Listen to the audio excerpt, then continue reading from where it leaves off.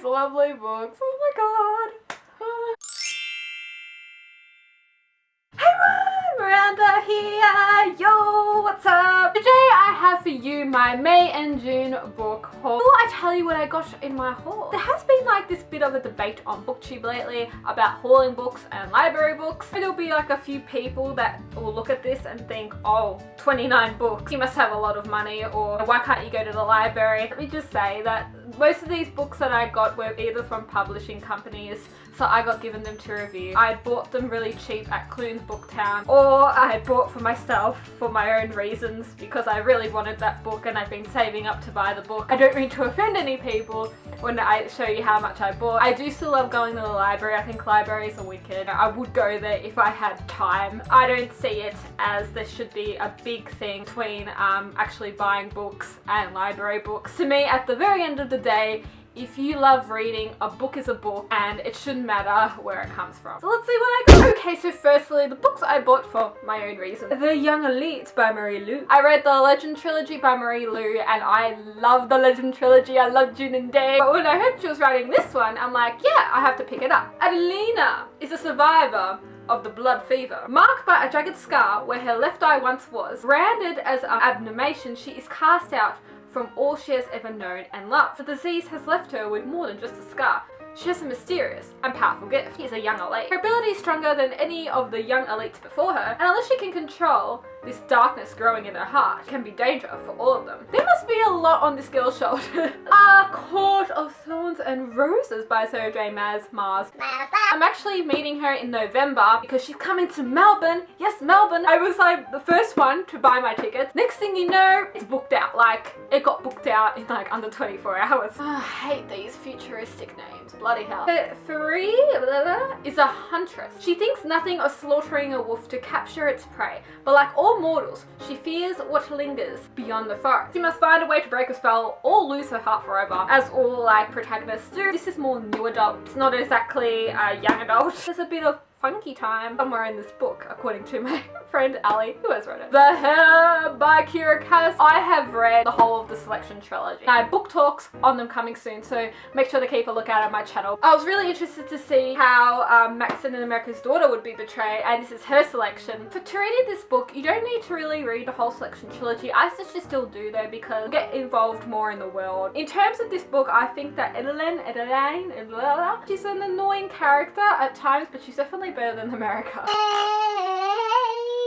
someday. This book comes with a soundtrack. Make sure before you read it, if you buy it, to download that soundtrack and read along with it in the book. Maybe someday. I read it. It is gorgeous. The main protagonist is 22. It's about a girl called Sydney. She's enjoying her life. Everything's great. Suddenly, her boyfriend cheats on her, like that idiot of a boyfriend. She moves out of the apartment because her boyfriend cheated on her with her best friend. So you can just imagine how this girl's feeling. Moves in with her neighbor, Ridge. Start to form this relationship, but he's already kind of taken. This is a really nice romance novel, and I suggest to get on it. Yes, they make music together. Yes, she writes the songs, he plays them. I bought the third book in the Splintered series. Now, I've only read the first one, and I found it really good. I read it ages ago though.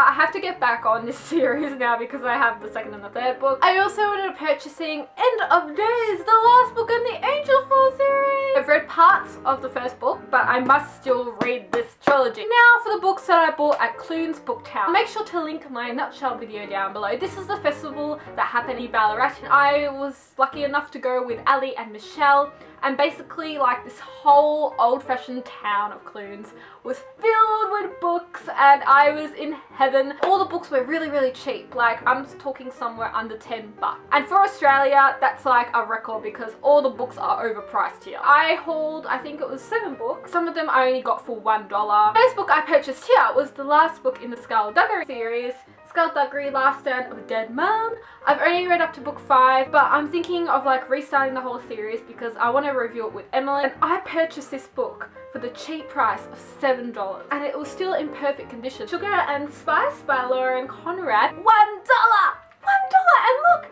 it's in perfect condition. I remember I was coming out of the store, I thought it was like maybe $5, and then the woman turns to me and she goes, I'll give it to you, cheaper price. I'll give it to you for like $1.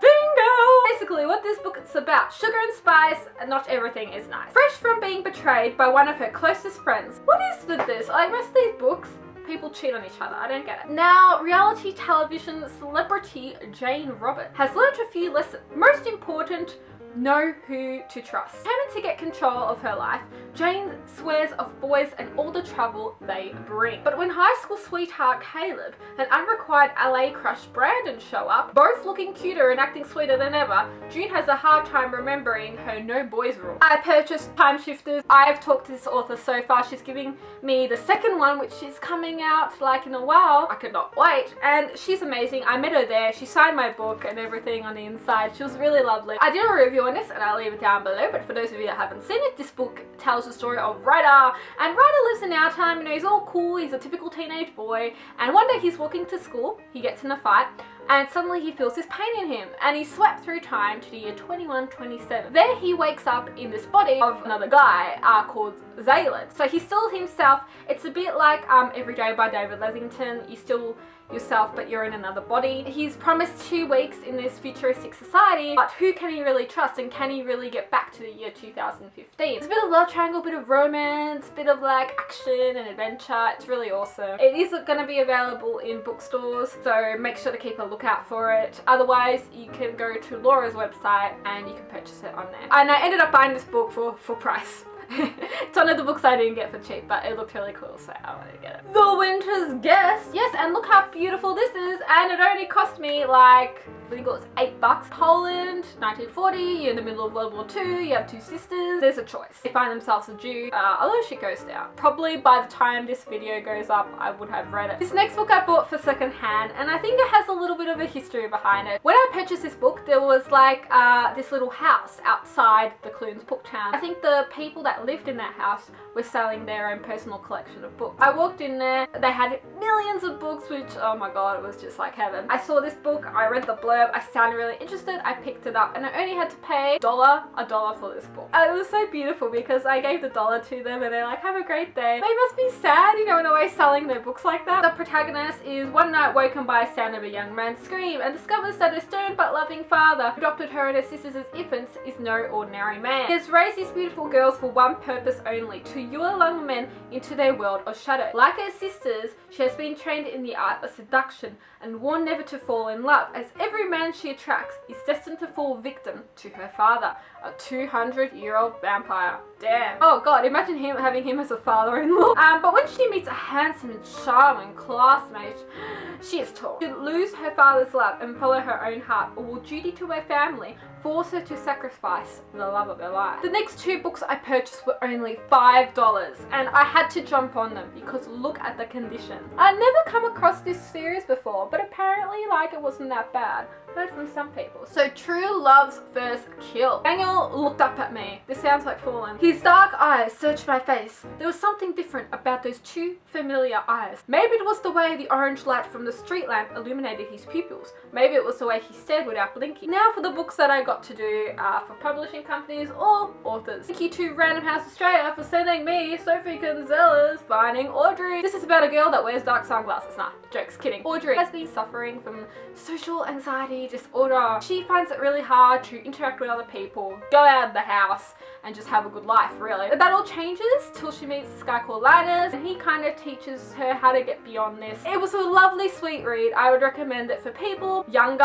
It is like light-hearted, warm. It's not depressing at all. I have a review on it coming soon, so make sure to keep a lookout for that. I did a review on the first book for this next trilogy, and I'll leave it down below. The first book was The Finding, so by M.E. Walker. I also got The Rush. I love this trilogy. It is so good. I'd like to thank M.E. Walker. She's just lovely. Every single time she sends me something, she writes me these little messages, and she's just absolutely gorgeous. I'd like to thank the author, C.K. Connors, for sending them to me. Adventure in Retail and Table 9. I know, look how thin they are. They are 2 short stories, and they are beautiful. I have ruined them coming soon, and I suggest them for those people that like quick reads. In the Afterlife by Alexandra Bracken. Now, I got this from the author herself. This came with a very funny story. She had this thing on Twitter. It's like 10 people will get like a copy of my book. I thought I'd be getting a copy of the poster. I don't know where my head was that day when reading that tweet. I don't know how I saw that wrong. She ended up replying to that, and then she ended up saying,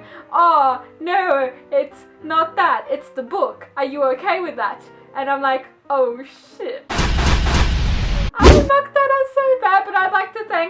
sending me this book. She did sign it. Like, hi Miranda, happy reading with love. Sorry for the muck up. I knew it was either the book, I don't know why I said poster, but yes, this book is fantastic, by the way, so I'll make sure that you read the first book in this series, The Darkest Minds. Thank you so much to Penguin for sending me Stone Rider. I was really excited when I received this book. I've heard about it, so just the chance to get to read it is awesome, and this is like my next top read that I'm gonna have to read. Adam Stone wants freedom and peace.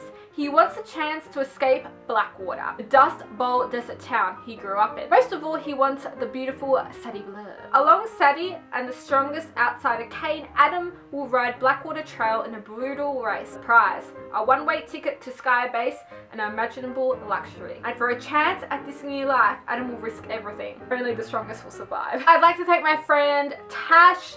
She is absolutely amazing. She got some copies of some arcs and she ended up sending them to me. The first book for this is An Ember in the Ashes, and everyone has read this book or heard about this book for years. Oh my god, names. Laia has lived in fear. Fear of the Empire, fear of truly living at all. Born as a scholar, she never had much of a choice. For Elias, it's the opposite. He has seen too much on his path to become a mask, one of the Empire's elite soldiers. When Elias' brother is taken, she must force herself to help the resistance, the only people who have a chance of saving him. Once Sly and Alice meet, they found that their destinies are entwined and that the choices will change the fate of the Empire. The Empire. Now this is the Return to the Chill World by Amanda Hocking. She wrote a trilogy called Switched, and it's about trolls, and I loved it. And then she came back with this other trilogy set in the same world. And the first book to this is Frostfire, so this is the second one, Ice Kiss. Sad Lies of Minnow Bly. This is an advanced reader's copy, so I can't talk much about it yet. As soon as I read it, I'll make sure to review it and let you know about it. So thank you, Tash, for sending me those 3 books. I really highly appreciate it. And I'll link her channel down below, so make sure to go check her out. The lovely Ingrid Nicholson, thank you so much. She sent me the second book in her series, Killing Time, and yes, this is an advanced reader's copy, so I'm not going to go too much into detail, but the first book in this series was For Better or For Worse, and I did a review on it, and I'll link it down below. I would like to thank Hotkey Books for sending me the next couple of books. The first book that I got here was Love Letters Dead. So sometimes the best letters go unanswered. It begins with this task for English class. Write a letter to a dead person. That just sounds really morbid. Laurel chooses Kurt Cobain.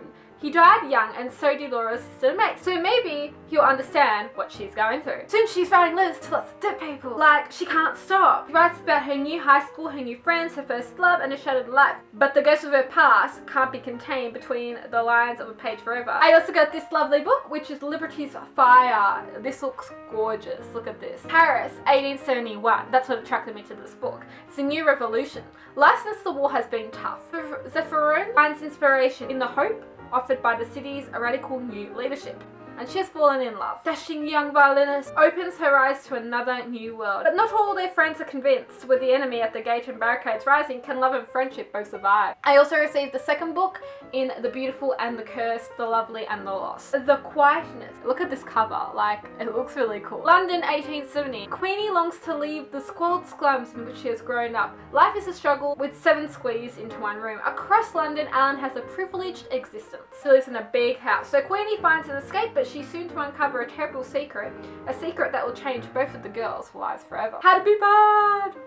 When you have had enough of being good, sometimes you've got to be a little bad, you know, and sometimes you do got to be a little bad. Jessie, Vix, and Mel could not be more different. Jessie is a thoughtful, Vicky is a wild child. Mel is the new girl in town. The 3 of them have one thing in common. They're desperate to get the heck out of Niceville and discover their true badass selves. I would also like to thank Mark Shaw. He is the leader of #IndieBooksBeSeen on Twitter. He sent me the #IndieBooksBeSeen catalog. In here are like lovely books. Like, look at all these books.